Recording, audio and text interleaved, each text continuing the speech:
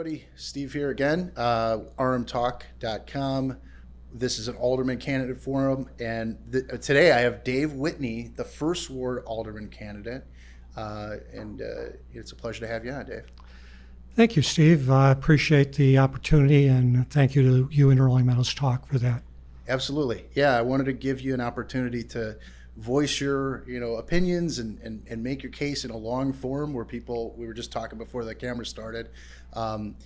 You can get a lot more out as opposed to just doing a 5-minute segment or a 12-minute segment. So this is the time to really get that out and hopefully change some minds, get people out to vote. Yeah, I appreciate that. The last one was you had a minute to answer a question that probably took 6 or 7. Yeah. So this will be a good opportunity to really get some good, strong views out there so the voters can make a decision. Definitely. And so the first ward it's a strange one. People that live in that ward, some people don't even know they're in Rolling Meadows. That's very true. I've lived in the ward for 30 years, and one of the things that you discover is there's 2 park districts, there's 2 post offices, a lot of houses have Palatine mailing addresses. So when I'm out knocking on doors and I say I'm running for Ward 1 Alderman in Rolling Meadows, oh, I'm in Rolling Meadows? I got a lot of that on specifically the west side. If you look at a restaurant like Red Apple, they advertise on, I believe it was on their mug, the best restaurant in Palatine. Well, they're in Rolling Meadows with a Palatine mailing address.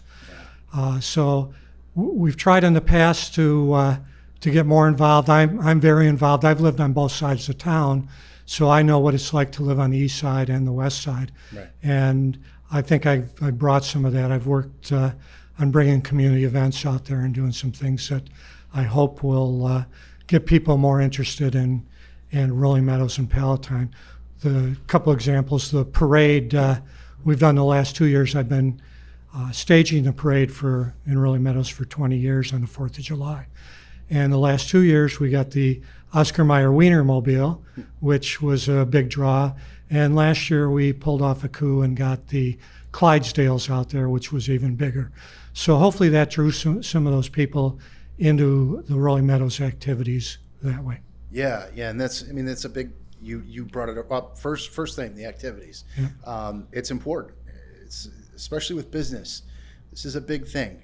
We're talking about coming out of a shutdown, not having really anything to do or any options, or it's not even allowed. So now, thankfully, we're starting to get back at it, and I know that we haven't really had much going on. So what is your plan? What do you think? Do you think we're going to be able to have these events again anytime soon? Do you want to start organizing these things?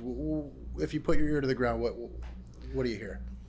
I think number one, we still have to comply with federal and state guidelines as much as possible, and that may require us to hold back on some of the community events.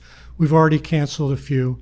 Some of the things that I think we can get by with, like the city market, where we can wear masks and be segregated to 6 feet and social distance. Some of the things, some of the bigger events where you're sitting 500 or 1,000 people in front of a band are going to be difficult until the vaccine gets out there. I know I've been struggling to get that vaccine. I finally got mine. I'm starting to get more comfortable doing things, and I think as more people get vaccinated, we're going to have more pressure to get people together. I'd love to sit in here. I used to be in this restaurant every Friday night. I know the family really well that owns it, and all I've been able to do so far is that every Friday night is typically carry out now. But I'm dying to get back in and do some things, and I think we can, but I think we also have to mind what we do. And you saw last week started creeping up a little bit again with the number of people that are being infected. At the same time, the vaccinations are going up, so just have to be careful. Yeah.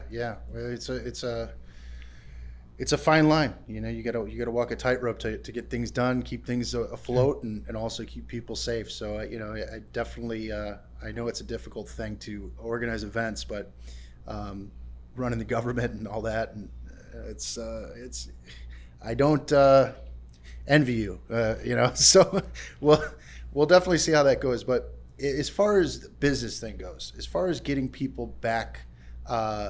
Spending money in the community, coming out from other communities, getting businesses to come into this community. What are your thoughts on that? How would you approach that? I've been actively involved with the chamber for a while. My business background has a lot of sales and marketing background in it. I sold to C-level of Fortune 500 and smaller companies as well.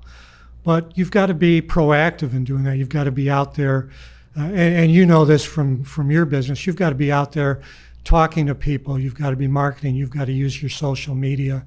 You've got to come up with some things that will attract them in there. At the same time, you've got to be careful. You can't crowd the people in. So I think some of the outdoor events that we could plan where people are spaced out, and we used to have, up until the COVID, we had an event in town where we had all the restaurants go into the Park District building, and we spaced them pretty close together, and they were able to give out food samples. We can do that same thing if we take Kimball Hill Park and space them out in the park and do in the park where we can segregate them. I talked before when I most people don't know that I ran for mayor before. One of the things when I was running for mayor I wanted to do was actively get these restaurants involved with each other, offer some training classes that would get these workers more in tune with the health and what they should be doing, and get these restaurants more actively involved with each other. I think that's important because a lot of times what happens is you've got a shortage of restaurant workers here, and they just go from one restaurant to another. Where if you're offering training programs, minimum wages coming up, those are some things where you can do some recruiting and get people more actively involved. I worked with Tim Veenbos a little bit and had some discussions with him when he was mayor. One of the things that Tim did was he actively went out and recruited businesses to come into Rolling Meadows. He talked with them. I think that's a way you can recruit new business as well, is be out there, use sales techniques and marketing techniques to bring it in. We've lost some recently that we should have. We've also gained some. I think our business advocate has done some good things to do it. I think we need to expand more. I think we need to get some expertise on our economic development committee as well that can be this proactive type of person. Yeah. I mean, it takes a lot of heads together to make that, those things happen. But definitely the outreach to businesses and really making the case, because I brought this up, just a few minutes ago. It's like we have such a great location geographically in between a couple of the largest suburbs in the Chicagoland area. We have an excellent opportunity to get lots of people if there's things for people to come and see and do. And if you can make that case to businesses and show that you're putting something together that's going to be conducive for their success on a local government level, whether it's incentives or different things like that, I think there's a lot of potential there to really make something happen here. What are your thoughts? Exactly right, and we've got a good opportunity here to reach out to our neighbors with what's going to happen at Arlington Park. There needs to be some development. Again, proactiveness. We need to be looking at what they're doing. We need to be monitoring their meetings. Right. We need to be out there looking at the zoning changes that they're proposing and attending their zoning and planning meetings to make sure that We know what's going on and we can address it. We can't have something going in there that's going to clog up our roadways constantly, that's going to take away from our existing businesses. We need something in there that's going to complement. So we've got to reach out. We're having development out on Algonquin Road, Schaumburg developing the Motorola property. I don't believe we're reaching out to them right now and doing too much. It's going to impact our school district. It's going to impact everything. But we need to be advertising more, and we need to be out there.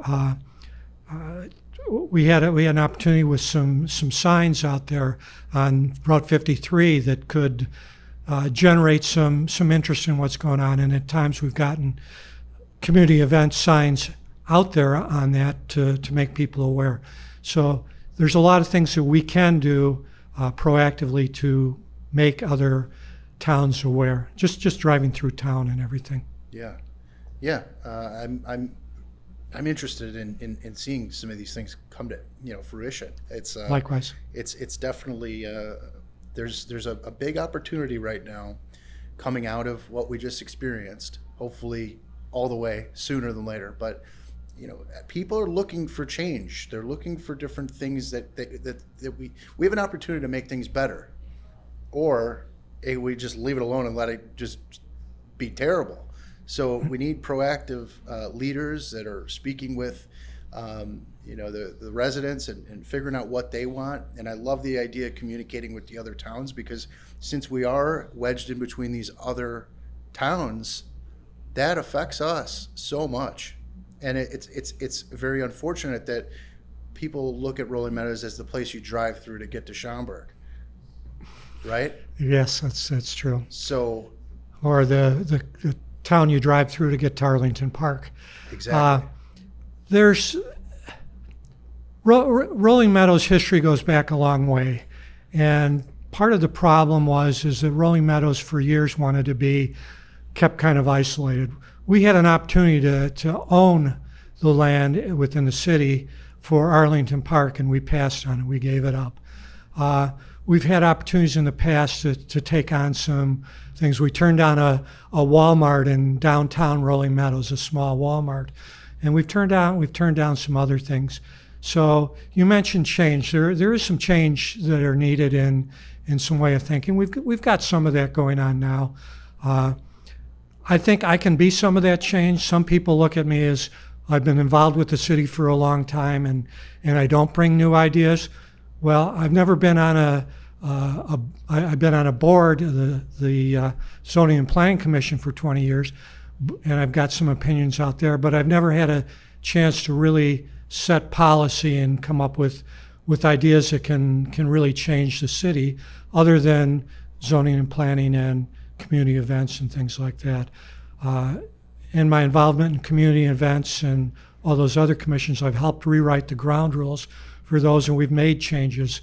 Crime Stoppers, I rewrote the charter from start to finish so that we could be in line more with the other units all around the United States. And I've taken a pretty active role. I don't sit back. I like to get in and get things done. And I like change. I like to make sure that no idea is a bad idea. When I was on the Planning and Zoning Commission, we constantly fought with people that wanted change, but we couldn't make that change because we were following the rules and regulations of the city in Rolling Meadows. I think we've made a few good changes lately, but I think we can do a lot more. Okay, yeah. And so one of the things that I wanted to bring up is just your background. Okay. One of the things that you mentioned to me was, and you've said it in a couple other interviews too, as far as, managing large budgets, working in the private sector for an extended period of time, doing things that you feel you can bring that experience into government. Can you elaborate on that? Sure.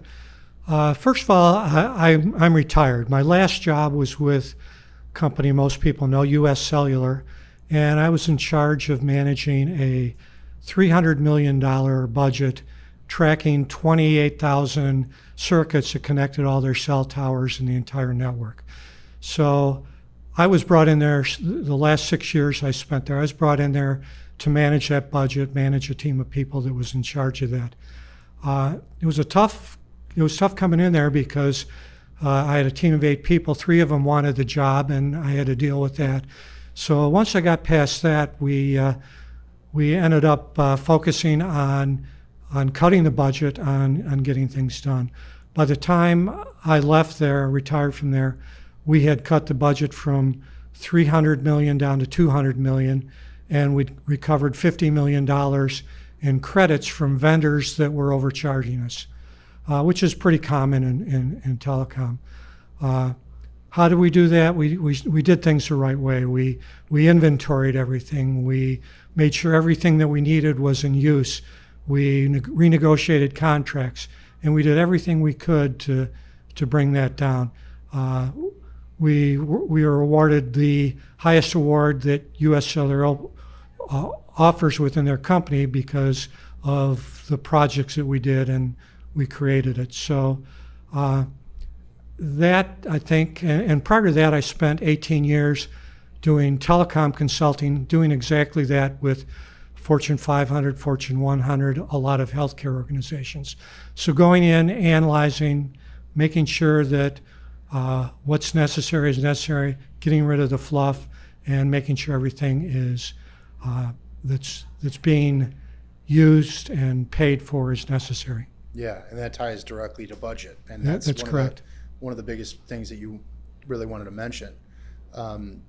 There's a lot of talk about an assistant city manager position. What's your opinion on all that? My opinion right now, it's not the time to do that. First of all, our city staff has done a great job. I really think that, especially between our city manager, Barry Crumstock, and our finance director, Melissa Gallagher, we wouldn't be in the position today without them doing it. The last 10 years has been a great job of building up the reserves, getting things organized, and getting our finances where they should be.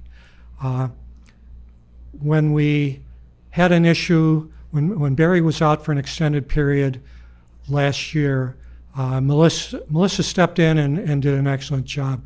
Our succession plan right now is, if the city manager's gone, the finance director steps in. It's a great succession plan. City manager is a hard guy to fill into, but Melissa definitely can step up and do the job.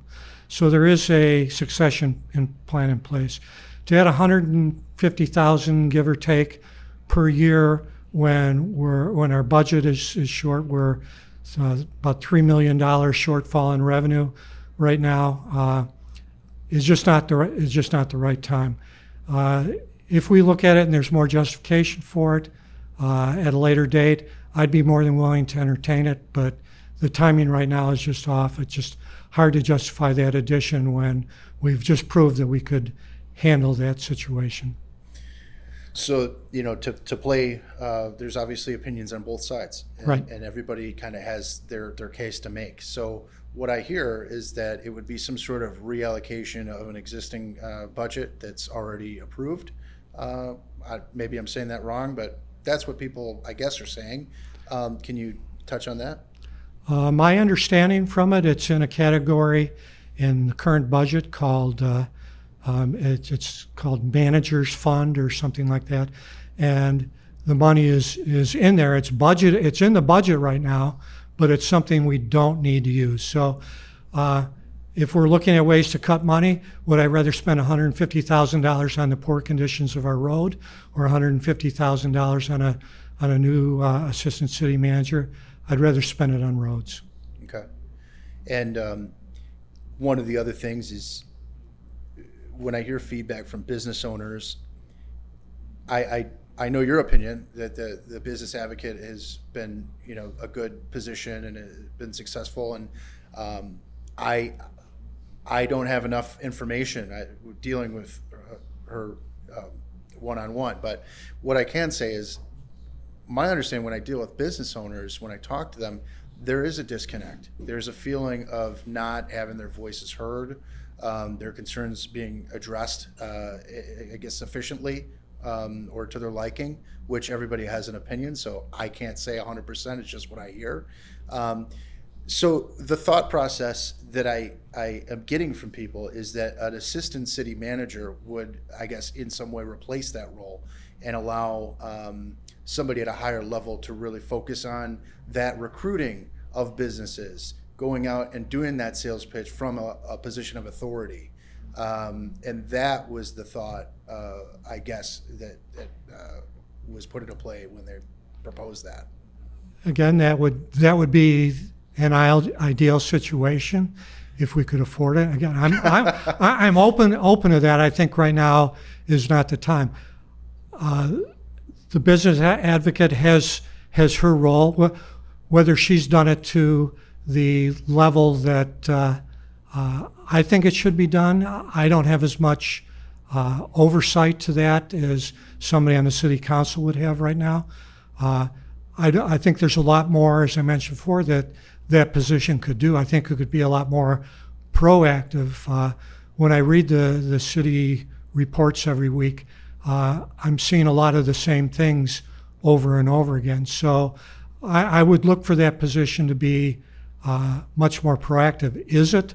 I can't say, because all I see is what's written in a city report that comes out every week. Her manager and the city manager and the people on the city staff would know a lot more about that than I would. But it's definitely something that needs to be done. We need to be much more proactive in reaching out to the business. And it's not just the business advocate, it's the community development department too.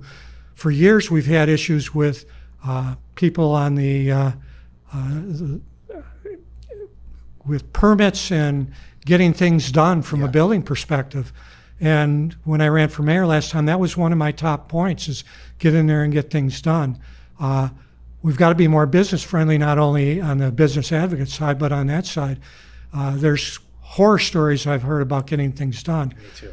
Just We've unbelievable things. got some new building inspectors right now. I've talked to a few of them, and they're helping solve that problem. We've got some new management in that area, which I'm hoping to get things done. But I've been involved in some of those horror stories, and they're just not good. You've got contractors out there that don't want to do business in Rolling Meadows. On the other hand, you also have people out there that won't get permits and do some things too. So there's a lot of different things that happen in the city that should be addressed, and I think there's need for improvement, not just in the business advocate side, but also on the community development. Yeah, definitely. Yeah, I mean, I interface with local businesses all the time. It's my job. And yeah, some of the horror stories that I heard, unbelievable. Yep. I won't go into details. No, not time for that, but No. You and I are on the same page there. Yeah. So hopefully we can get that worked out, because we're never going to have businesses want to come here and thrive if it's a difficult, and if they could go the town over and they feel like, hey, well, they'll take care of me. So you gotta meet your customers where they are, right? So Correct. That's the idea. So I appreciate you laying that out, definitely. But if you can't afford it, you can't spend it, right? That's true. That's another part of it. So now let's pivot. So what else do you want to bring? If you're talking about budget concerns, you're talking about getting things done. How do you propose going into city council and getting these changes made? How do you see yourself working with the other members of the council? How does that relationship work? Right now, I've been involved a lot in team building. The council is in a stage of team building I would call storming. There's a few stages. There's forming, where you all get together, feel each other out, try to get your position, your position in the team established, and then once you get through that, you get into the storming phase, where people have a lot of differences of opinion. You can't get to the point where you can sit there and talk about things without having some real concerns about whether you're going to get along going forward, or whether there's going to be big arguments. You can see people tensing up and doing that. This is something where we've got to get the city council to a point where you're discussing things in a civil manner, where you're at the point where you can bring up something without a group going off. We're not at that point. I've been involved. I mentioned before, I went into U.S. Cellular, and there were 3 people that wanted my job. There's nothing worse than that. I'm sure if I go into the city council, there's going to be people that don't want me there. There's going to be people that want me there as well. Yeah. So it's getting in there, knowing learning the other people's needs and wants, talking about things, being at the point where you're able to discuss everything in a manner that you get your ideas, but also understand. Listen, no idea is a bad idea. Right now, if an idea comes up, there's typically 2 sides to it. Well, let's hear some good, valid discussion. You don't see votes change. Everything's pretty much decided when it comes into a city council meeting. So be constructive. Look at developing teams. There's a lot of ideas that I think are out there that people are afraid to bring up. Brainstorming sessions. The comprehensive plan was a great example. We had 20 of the city's top active people in there, and we had some great brainstorming activities, and the comprehensive plan came out. We got to get the city council acting on more of those things. They are looking at some, but we've got to get them acting on those things to get the vision of more residents than just the seven members plus the mayor. Right. Yeah. Yeah. And then, the role of an alderman is obviously to represent your ward. Right. And in doing so, communication is a big part. Right. Since there is a big disconnect in communication in the first ward, how do you propose fixing that? Couple ways. Number one, I haven't been active on it as much lately, but for about 2 years, I ran a website called Rolling Meadows Politics. And what I tried to do was get the message across to people. I started on Rolling Meadows Community Chatter and then got that involved. I tried to get the message of what was happening in City Council across with nothing but facts. I didn't give my opinions on things, I just gave the facts. I think as an alderman, I can certainly start giving my opinion, but I would expand on that and have a Facebook page that the residents could interact with, that could open that communication. I'm very active in community events. We do a lot of things that go out to residents, and I think we can do more. The city newsletter can take a more active role in getting things out. We can work with the Rolling Meadows Park District and the Palatine Park District to get events out in some of the park that's out there on the west side. We can work with the residents if they want to do more with email pushes. We can certainly do more with that. I've done that in the past. So a lot of people have said that you shouldn't be doing that. I don't want to do that. I'm involved at the senior center a lot and talking with a lot of people 85, 90 years old that have no clue how you want to communicate. Well, the way I communicate with them in my role at the senior center is you go face to face, and there's a lot of people that like that face to face contact. You can hold town hall meetings, you can do a lot of different things that get them actively involved. Yeah. I have a community website as well. So yep. There's obviously an issue with reaching out to people that aren't digital. Right. How do you reach the people that you're not reaching? And that's always the question. So yes, face to face. Fortunately, there's only 25,000 people in this town. So there's going to be less. The new census, unfortunately. Well, yeah. So I guess that would actually make it easier to reach more people. So specifically in the first ward, though, what are some of the challenges that you see that you feel that you're a better fit for solving in the first ward? Okay. Are we relating that just to communications? I'm going to open it up. Okay. Let's relate it to communications first. Let's start with communications. Yeah. Number one, I've been working with city staff on a variety of different things for the last 20 years. So I'm very familiar with where to go, who to go to, how to get involved with them. I have a very good working relationship with everybody on the city staff. So getting things communicated from my ward to the city is not just one directional. I know everybody, and I can communicate. I think I've been president of my homeowners association. I have actively communicated through newsletters, through doing that. So I know my opponent has that same situation through her homeowners association. I would reach out to every homeowners association and do the same thing.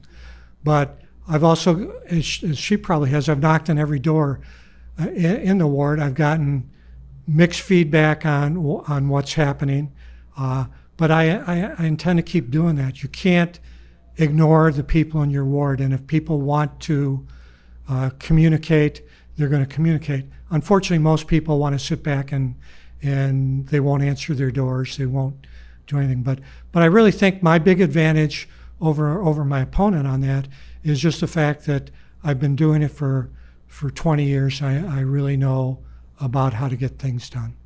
Okay. And then, so aside from communication, what are some of the main pressing issues when you do get somebody to open the door?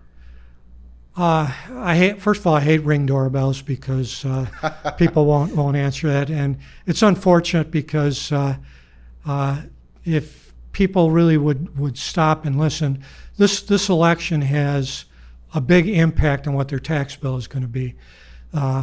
You're voting for school boards, you're voting for township, you're voting for your city council, and that's a big chunk. 16% of your voting here is going to impact your city tax. That's what portions your city taxes of your tax bill. Just you've got to be actively involved. I have the time, as I mentioned, I'm retired. As you can see from my history in volunteering, I do get actively involved. I started out in baseball, coaching baseball, basketball, soccer. I moved into all the things that are related to the city. I'm on the board of directors for the senior center, and I'm putting together a computer lab for them right now so they can be more actively involved, so they can Zoom with their grandkids and do some things. So for me, it's getting involved, it's being active and doing what you're doing, and it's something I'm very passionate about. I don't hold anything personally, which a lot of politicians tend to do. I can sit down and talk to anybody. Somebody has a different opinion, I'm going to listen to it. And I think that's something that I really want to expand on. I'm not always right, and I'll admit to that. If I do something wrong and it's pointed out to me, I'm going to be the first one to apologize and admit to it. I'm not going to get out there and tell residents anything I don't have the facts to back up, and I'll stick to that. Well, I appreciate that, definitely. It's important, sometimes things look like you're making the right decision, and then you take a couple steps forward and you regret it. So I think we've seen a lot of that in government recently, where you assess it, make decisions, and then you don't change your course when things change. So it's important to kind of be able to pivot, and reassess. So I definitely can appreciate that. So what are some of the other things that you wanted to really bring up? I know we're talking a lot about the budget. One other budgetary thing that just recently happened was the addition of a new social worker. What's your opinion on that? Again, I thought the timing was a little off on it. I'm actively involved with as chairman of Rolling Meadows Crime Stoppers, and we get out into the community and we see some of these issues. There is a need for social work in the community. We did have a partial grant to do that. The timing, again, was I think it's something that was worthwhile to do, but again, I think the timing was a little off on it. There's a lot of need for it over in the high-rise apartment buildings over on Algonquin Road. We're in there quite a bit, and they've done a good job getting in there and helping some of those needs. We've been in there for years doing that. We've got an outreach center, and it's been successful. So social work can be good. It's expanding it, if the budget allows it, can be good. I just think the timing was a little off for it right now. Fair enough. And so I'm trying to think of some of the other questions that have come to mind. I had several people just bring up a lot of the same things. You know, I mean, it's people are obviously focused on the budget, the working together, communication is important. We touched on that. We touched on the business. What are some other pressing issues that you feel you need to, tell people about? When I was out knocking on doors, there were three things that hit me the most from the people that would answer the door. Number one was taxes. We've touched on that. That is a direct impact on budgets. $18,000, one guy told me he was paying per year in taxes, and he was getting priced out of his house. He was going to have to look at selling, and that's pretty common. The second thing that was touched on was the conditions of our roads. Our roads some of them have been redone, but they're really not in very good shape. I look in my subdivision, and the main road through my complex looks like it was in the middle of a battlefield, and it's patched up. There's more patches than straight surface on it. And if I back out of my driveway at the wrong time, I hit about a 8-inch deep pothole, which 3 times a year has to be patched up. We've taken money away from road funding. We had $4 million budgeted last year, and I think we spent $2.5 million. Our road funding comes from a couple of different sources.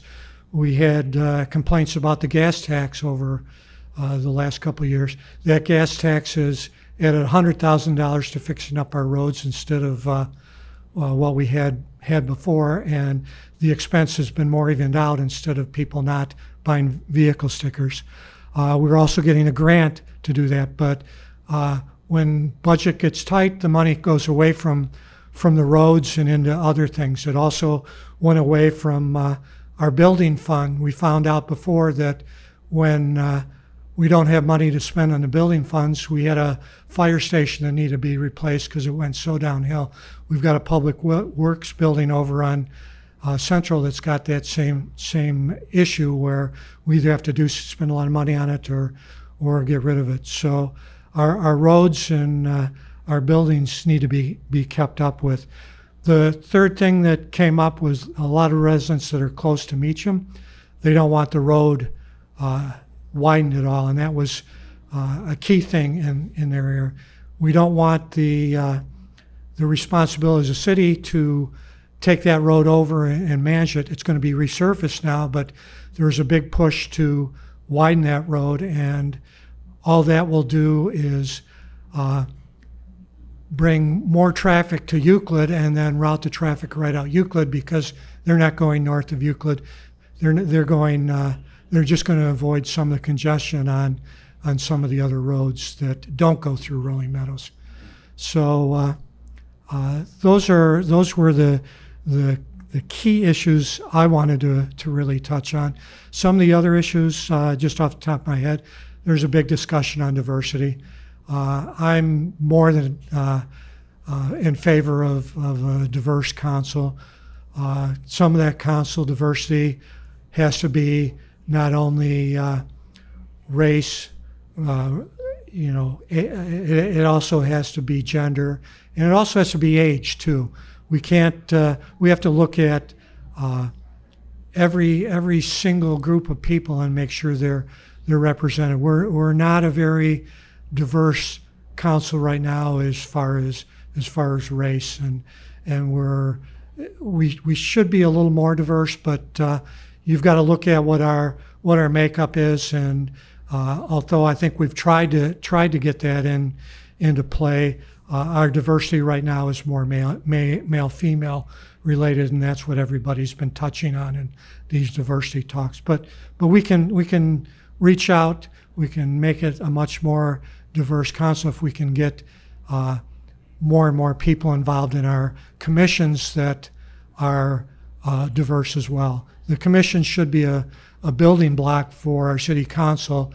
We had 2 aldermen elected last time that came from zoning and planning, and they've got a lot of background to go with the city, and I think that's a good building block for all of the diversity within the city. Okay.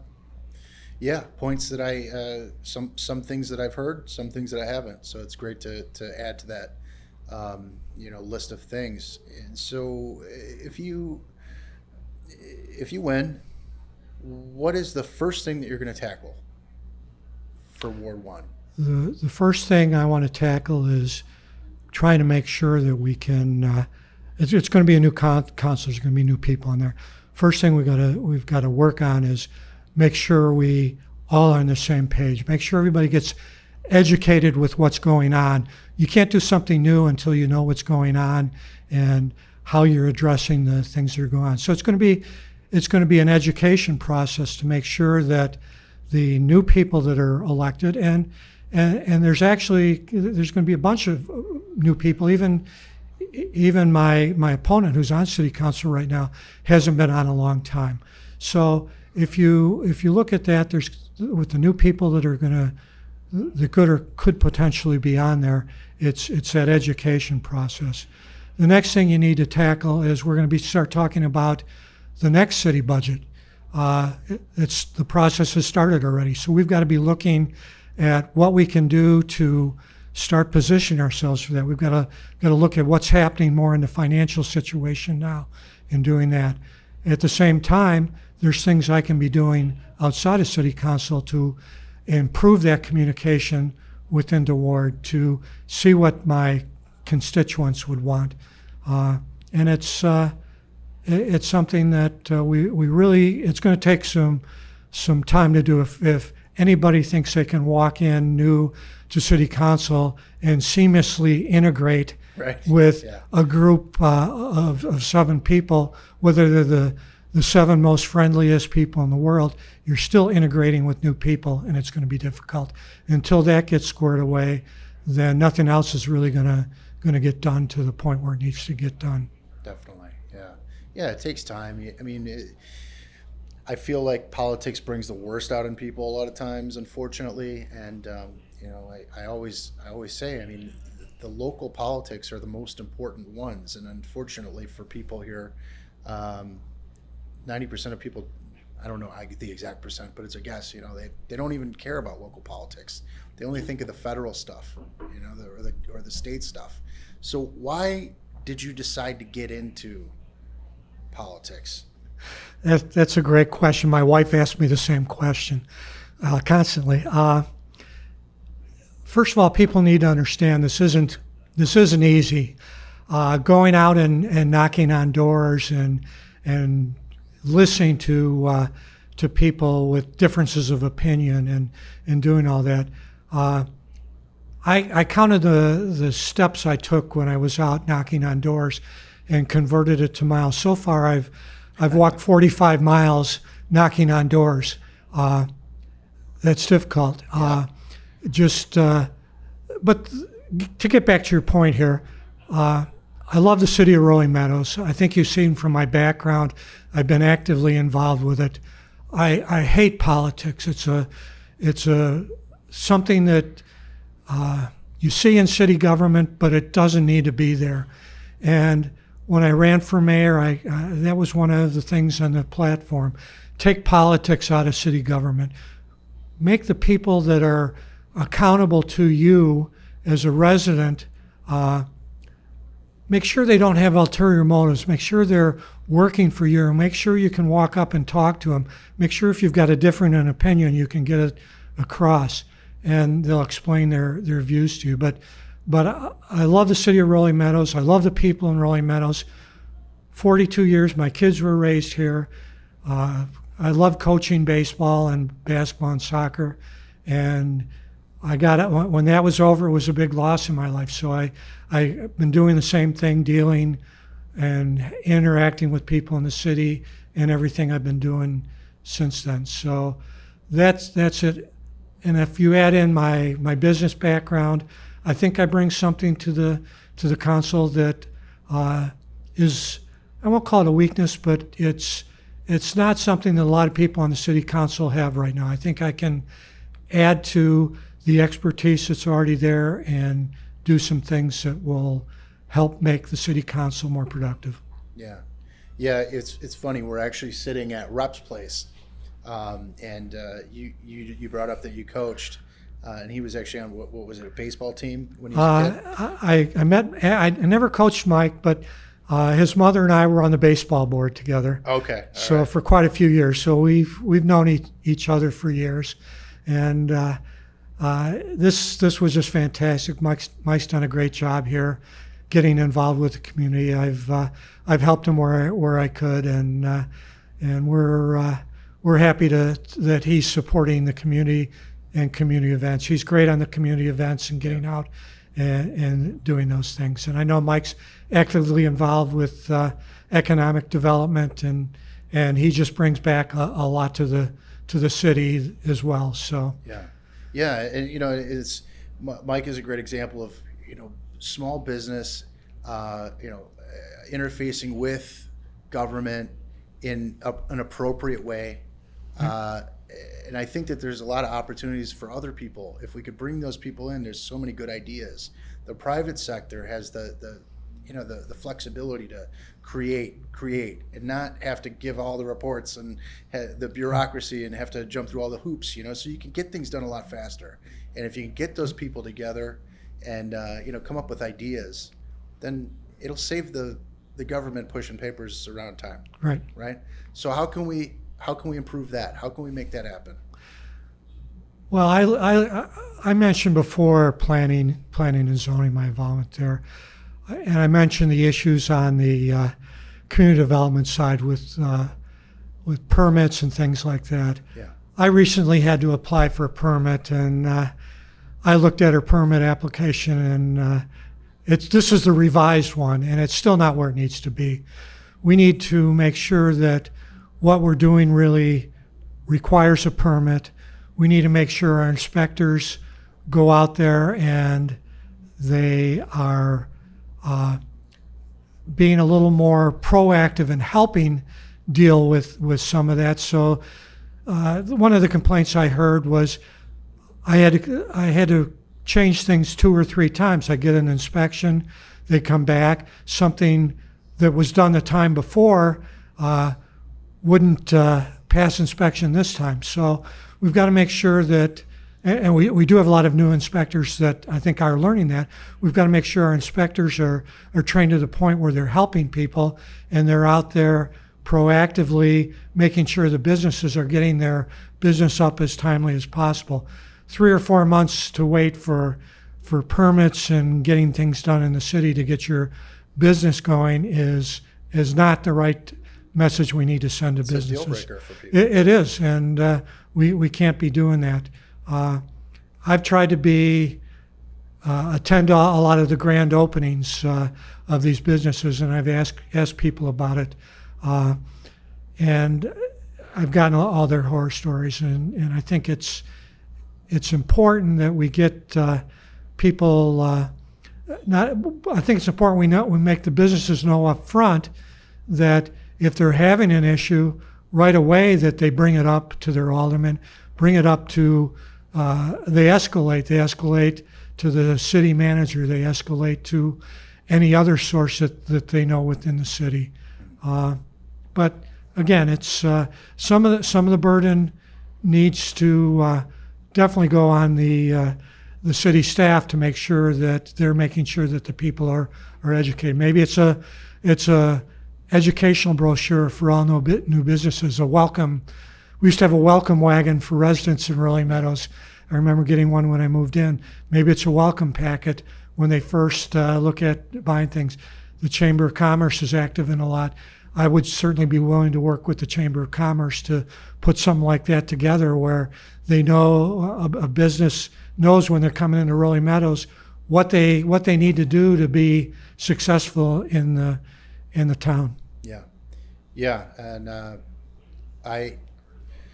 I've worked very closely with the Chamber of Commerce, and I think it's important for every city to have that kind of separate thing, an entity that's kind of in your best interest, not the government though. And I think there's a lot that can be done there, and I think that there's a lot of improvement that needs to be made in that respect. But I agree. The problem right now is we haven't dumped much money into that situation, and it's hard to do that right now. But we can certainly reach out to a lot more volunteers that could support that would add to the city. You could work on getting some volunteer ambassadors out there that would agree to meet with new businesses and do that. And I think that's something that I know I could find some people that are very vested in the city that have time on their hands that would be willing to go out and do that. And to touch on the Chamber of Commerce again, they're working so hard to keep things going, right. To keep things moving along. When this pandemic hit, the sources of revenue for them totally right. dried up. There's no way to stay afloat, and thankfully, some different things kind of helped, but it's an uphill battle, and it's very important that stays around in some capacity. Right. I mean, they've cut their fundraisers out. They haven't been able to do that, and they had the annual dinner last year that was called off, and things like that. And those are things where you can reach out to the community, and the Daily Herald usually covers that, and you get some more exposure. But I know that Linda has worked really hard on trying to keep it afloat, and it's just a shame that we can't. The city itself can't afford to put more into that area. But again, I think I think we could get some more non-costly volunteers in there to help if the economic development, if it was warranted. I mean, if Linda wants 50 people out there helping her promote it, I'm sure we could get 50 people out there promoting it. Well, I would love to see it, and I wish it happened a year ago. I mean, you see these when I'm at the senior center, I see all these people that love the city of Rolling Meadows. They don't have a lot to do, but they like to go out and talk with people. They're not going to be the ones out there selling the businesses and everything, but they're looking for things to do. If you want somebody to stuff pamphlets, or if you want somebody to do mailings or stuff like that, there's labor out there that can be had to do that kind of thing. Yeah. There's people out there to do it. Getting people out there to talk with the businesses, you're not going to have 50 people out there to do that. I don't think you need it. No, but you need cooks in the kitchen. You need 3, 4, 5. Maybe less. You need a few good people that have the time to get out there and devote to that. Yeah. I think that's a necessity. It has to happen as soon as possible. The staff there can't do it themselves. It's just impossible. Well, you know, I mean, you need funding to make things happen. Right. And also you need businesses to join the chamber. Right. If there aren't businesses, then there's, you know, Yeah. you only have so many to go around. So I love that, though. I'm glad we got a chance to bring that up because I love to give a shout out to Linda. Works so hard, great woman, and I'm glad that you have good things to say as well. Yeah, Linda and I go back a long ways as well, and I've helped her out quite a few times. I try to support her whenever I can, but she has an unenviable task this year of trying to do things when she's not able to have the funds to do it. Yeah, it's hard. It's difficult. So yeah, I mean, I definitely am whoever wins. Say for instance, you know, the just the worst thing in the world happens and you don't win. How would you reach out? How would you fix things or Okay. outreach? Well, first of all, let me say I'm glad we have the opportunity this time to have choices. Ward 1 has not had a choice in a long time in running for alderman. And if I've done a good enough job presenting my case, I'm excited about the opportunity to move ahead and represent the Ward 1 in this. If Karen has gone and done she's out there, she's working just as hard as I am. I've got a lot of respect for that. If she goes out there and she does more than I do to get her message across and wins, that's great. The residents have spoken. They've had their choice. They've gone out and we both done the best we can. And if she wins, that's great. One of us will represent the ward, and I'm sure we'll do the best we can. If I'm not elected, it's probably my last time running for politics, but I'm still on a lot of the committees. I'm still helping out doing things on Rolling Meadows. I'd lend a hand any way that if she was elected alderman, any way she'd see fit. But I love the city too much. I'm not going to just back out and Right. not doing anything. I'm always going to be active. As long as I live in Rolling Meadows, I'm always going to be actively involved in doing some things, and I think that's important. I think everybody should be actively involved, and if I can help to do that. 14.6% of the registered voters voted in our last local election. That's of the registered voters. Yeah. That's not actively involved in your city, and that was a mayoral election, and there were more school board elections. All I can say is get involved, whether it's going out to city events, whether it's helping out. Thank your alderman candidate when they knock on your door. Hey, thanks for what you're doing. I appreciate you running. You're giving me a choice. Thank them for doing that, because I guarantee you it's not easy to get up here and do that. It's not easy to do anything related to this. Yeah, it's not easy. It's not something that a lot of people would be able to do.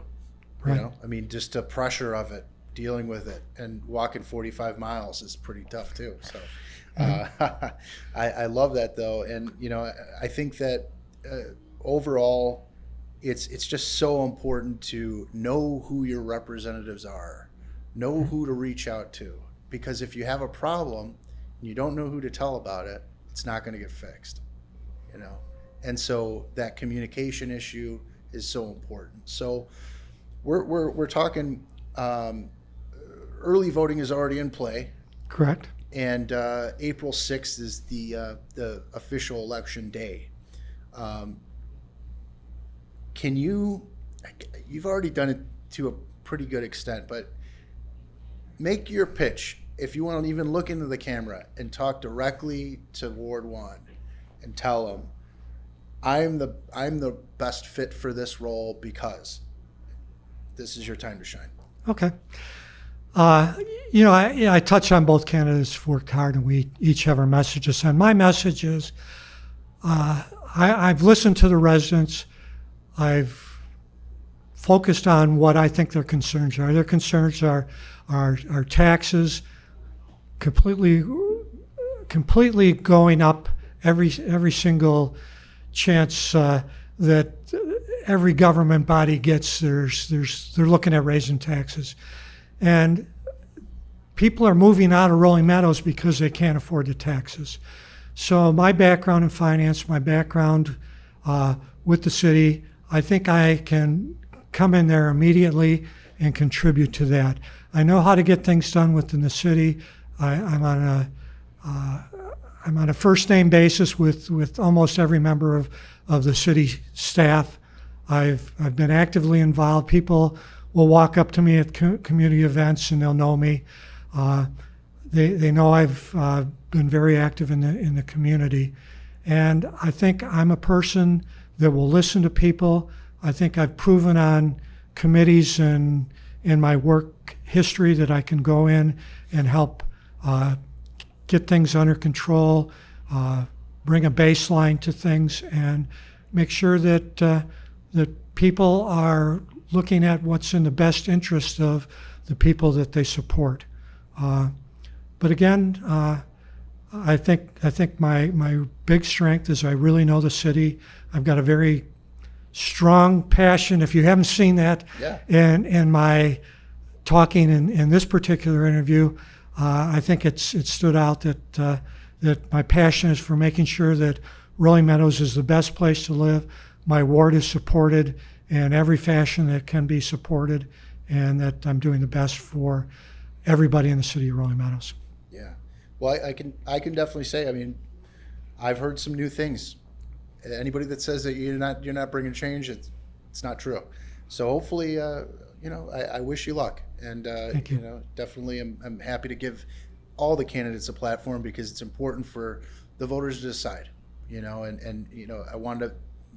I saw some of the other things that went on, and I just wanted to give everybody an equal opportunity to really get that message out there, because people are just not engaged with these politics, especially after the last election and all this. The national election, people are just like, leave me alone with politics. So it's going to be probably a lower turnout. So let's change that if we can. But Dave, I really appreciate you taking the time and sitting down. Are there any other things that you wanted to say or bring up? No, I just want to, as I just mentioned a minute or two ago, this is an opportunity for people not only in our ward, but opportunity at every level to put people into a position that you feel comfortable with. So take the time, look at the candidates, not just Ward 1. Look in Ward 4. Look at your school districts.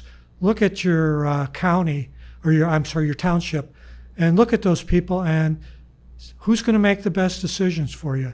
I'd sure hope you'd see from what I had to say it was me, but make up your own minds and look at everything that's out there and do what you think is best, not only for you, but the communities and what these elected officials are going to support.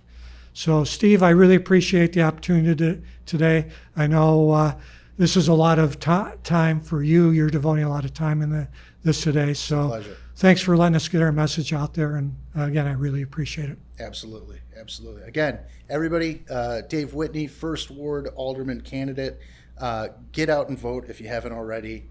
And the last date to do that is April 6th. Where can they go and vote?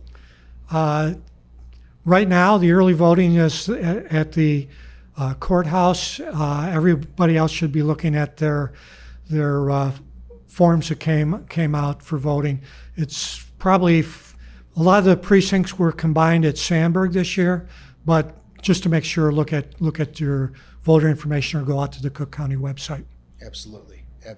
Well, we'll leave it at that. And thanks for watching, everybody. We're going to put some links in the description here, and then also there will be a follow-up on rmtalk, with kind of a little outline of what we just covered. But Dave, it's a pleasure. Thanks very much.